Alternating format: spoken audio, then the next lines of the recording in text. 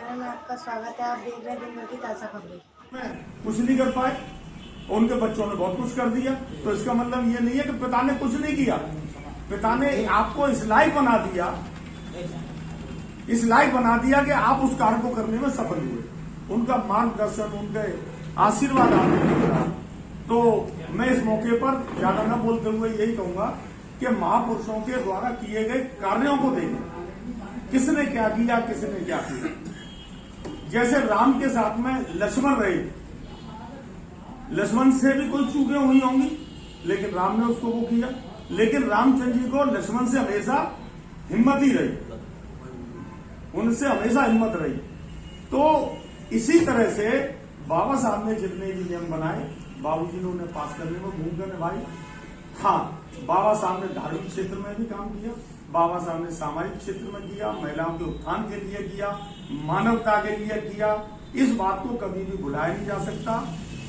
इकलौते बाबा साहब एक ऐसे राष्ट्र नेता रहे जो देशभक्त भी थे और आज उन्हें एक देवता की श्रेणी में ला करके उनकी पूजा होती है। देश तो क्या, विदेशों में भी कोई भी राजनेता ऐसा नहीं हुआ जिसकी की पूजा देवता के रूप में होती हो। वो सम्मान बाबा साहब अम्बेडकर को मिला और इसके लिए बाबा साहब के अनुयायी भी धन्यवाद के पात्र हैं कि उन्होंने कभी भी, अलग अलग प्रकार हो सकते हैं उनके मिशन को पूरा मानने के लिए, लेकिन बाबा साहब के मिशन को आज भी जिंदा रखे हुए हैं। आज एक चर्चा चल रही है कि साहब संविधान बदलेंगे। संविधान बदलना इतना आसान काम नहीं है और वो समय कभी नहीं आएगा। लेकिन इसके चक्कर में हम बेवजह किसी से दूर होते जाएं, वो भी ठीक नहीं है। वो भी ठीक नहीं है कि साहब फलां जाति के लोगों ने हमारे साथ में ऐसा व्यवहार किया। अरे भैया, उनका व्यवहार हमारे दादा परदादाओं के साथ हुआ। आज उनके बच्चे आपकी इज्जत कर रहे हैं, आपको सम्मान के साथ बैठा रहे हैं। आप में भी, हमारे साथ ही बैठे हुए सभी ये भी देखते होंगे कि हमारे दादा के साथ में ऐसा हुआ, लेकिन वही आज उनके नाती पंथी हमको इज्जत के साथ बिठा रहे हैं। आज तो पंडित भी हमारे पैर छू रहे हैं, आज तो जाट भी हमारे पैर छू रहे हैं। भाई क्या कर रहे हो? अरे बाबूजी आप बड़े हो। तो इतना परिवर्तन आया है, वो बाबा साहब की बदौलत ही आया है। सुधार उनमें भी हुआ है, तो हमें भी कुछ बातों में सुधार लाना चाहिए। बीती ताज विसार दो, आगे भी सुधरो। अगर हम इन्हीं क्रिटिसाइज में लगे रहेंगे, ये हुआ वो हुआ। हमारे बाबा सुनाते थे कि जब पुरानी मंडी से हम इधर आते थे तो एक प्याऊ थी वहां पे, तो भैया प्याऊ पे वो पूछते थे कौन जाति हो, तो मैंने फिर जाते का करते हो कि जाते के करते। अगर हम कहते थे भैया हम जाट में, तो खटाक से वो गंगा सागर के आंगन में बांस को टुकड़ा लगा लिए तू।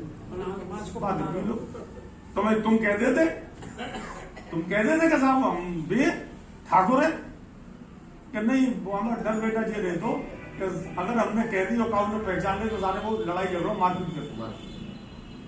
आज वही गुप्ता जी के वंशज जिन्होंने माई कौन सा होटल है, आज हम उनके यहाँ जाते हैं तो वो गुप्ता जी हमें बगल में बिठाते हैं, उनका लड़का हमारे पैर छूता। परिवर्तन आया, बाबा साहब का परिवर्तन औरों में भी आया है और हमें भी आना चाहिए। कुछ जो मैंने अभी कहा कि बीती ताज विसार दो, आगे भी सुधरो। कुछ बातें हम बार बार अपने बच्चों के दिमागों में बैठाएंगे, वो भी ठीक नहीं। मेरे एक मित्र थे मेरे पास बैठे कि भाई साहब मैंने चाय मंगाई है यार, चाय पी के जाना।